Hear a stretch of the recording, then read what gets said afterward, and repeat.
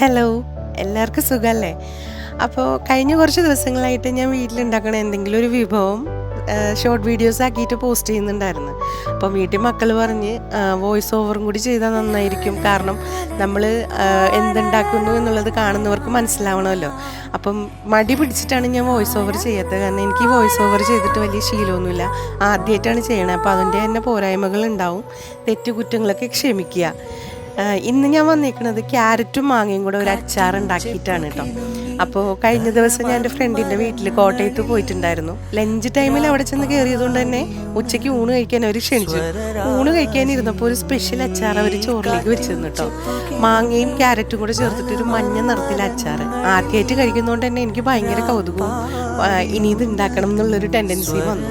കുറച്ച് അവിടെ നിന്ന് കെട്ടിപ്പൊതിഞ്ഞ് വീട്ടിൽ കൊണ്ടുവന്ന് മക്കൾക്ക് കൊടുത്തപ്പോൾ മക്കൾ പറഞ്ഞു ഭയങ്കര ടേസ്റ്റ് അമ്മ ഒന്ന് ട്രൈ ചെയ്യാം. അപ്പോൾ ആ ഒരു പരീക്ഷണത്തിലേക്ക് പോവുകയാണ്. എന്തെങ്കിലും തെറ്റുകുറ്റങ്ങളുണ്ടെങ്കിൽ ക്ഷമിച്ചേക്കണേ. ആദ്യം തന്നെ ഒരു പാൻ എടുത്ത് അടുപ്പിലേക്ക് വെച്ച് അത് ചൂടായി വരുമ്പം കുറച്ച് കടുകെണ്ണയാണ് ഞാൻ യൂസ് ചെയ്തിരിക്കുന്നത്. കടുകെണ്ണയിലേക്ക് കടുക് ഇട്ട് പൊട്ടിച്ചു.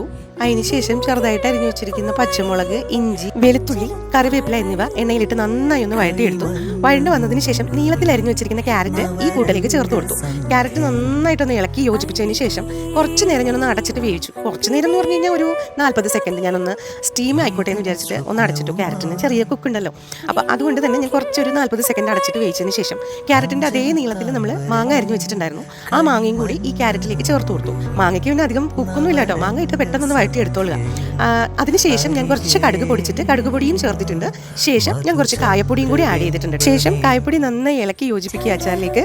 എന്നിട്ട് കുറച്ച് വിനീഗർ എടുത്തിട്ടുണ്ട്. വിനീഗർ നമ്മുടെ ആവശ്യത്തിന് യൂസ് ചെയ്യാം. ആവശ്യത്തിന് ഒഴിച്ച് നന്നായി ഇളക്കി അടച്ച് വെച്ച് തീ ഓഫ് ചെയ്തു. അതിനുശേഷം ഒരു 10-15 മിനിറ്റ് കഴിഞ്ഞ് ഞാൻ ഈ അടപ്പെടുത്തിട്ട് നന്നായി ഒന്നുകൂടി ഇളക്കി നന്നായി തണുപ്പിച്ചതിന് ശേഷം ഞാൻ മറ്റൊരു ബോട്ടിലിൽ സൂക്ഷിക്കുകയാണ് ചെയ്തത്. ഫ്രിഡ്ജിലോ പുറത്തോ എങ്ങനെയാണെന്ന് വെച്ചാൽ നമുക്ക് അടച്ച് ഉപയോഗിക്കാവുന്നതാണ്.